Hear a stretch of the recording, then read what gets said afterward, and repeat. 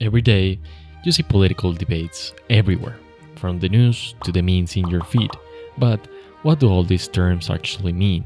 And more importantly, which side are you on? In this video, I'll break down the political spectrum, and by the end, hopefully you'll have a better idea of where you stand. So, let's dive in.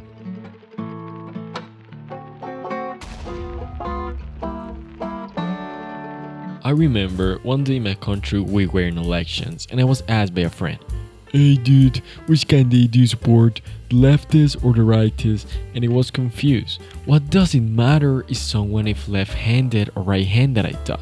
So I asked him, "What do you mean?"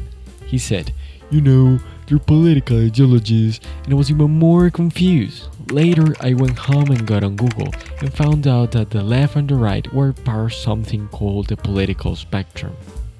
The political spectrum is a system that is used to classify people's political stances and ideologies, and there are many ways to represent it. When I mean many, I mean many. People have been trying to express their political positions pretty much since politics exists, but for me, this one, the political compass, is probably the best and the most well-known one. This model is formed by two axes, one political and one economical, and each one of them has two sides. In the economical axis, we have left and right, and in the political axis, we have authoritarian and libertarian. These four components make many combinations that can be classified within the spectrum. But I still don't know what left or right means. Calm down. To understand where these terms come from, we need to go back a little. Everybody knows the French Revolution. France was in a bad crisis, and while the higher social classes were living comfortably, the commoners were dying of hunger, and worse than that, they were forced to pay high taxes to keep maintaining the rich folks.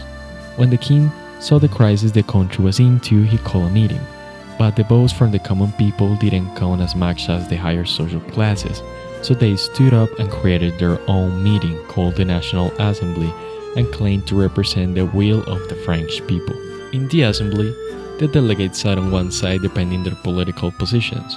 To the left were the ones who supported radical changes and the revolution, and to the right were the ones who wanted to preserve the established order, including the monarchy and social hierarchies. But well, going back to the present, the division that was born out of the revolution laid the foundation for the modern political spectrum, though the terms have evolved over time. The difference between left and right wings lies in the balance of personal freedom and state power. The left strives for an equal society and believes in order to have that, the state must have a big role.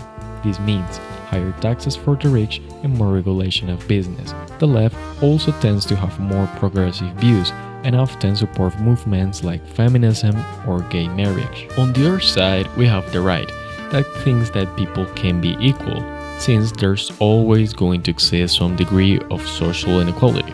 They also think that the government shouldn't interfere as much in business or people's life, since this will bring more competence and therefore innovation.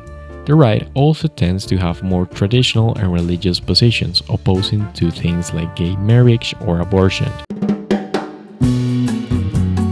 Our understanding of left and right has evolved over time, often shaped by stereotypes and political polarization.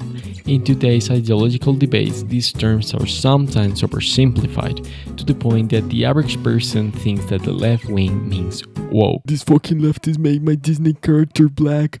I hate you fucking wokes." Let's be clear, left doesn't necessarily mean woke or communism, and right doesn't necessarily mean fascism or being a Trump supporter. These terms encompass a wide range of perspective, and while they're linked to political movements, they don't automatically dictate an individual's stance on every issue. And now that we have talked about left versus right, let's talk about the vertical component of the spectrum, authoritarian versus libertarian. This component can distinguish a dictator like Joseph Stalin from an anarchist like Noam Chomsky, even if both are considered leftist. This part of the spectrum means the freedom levels that a person deems necessary.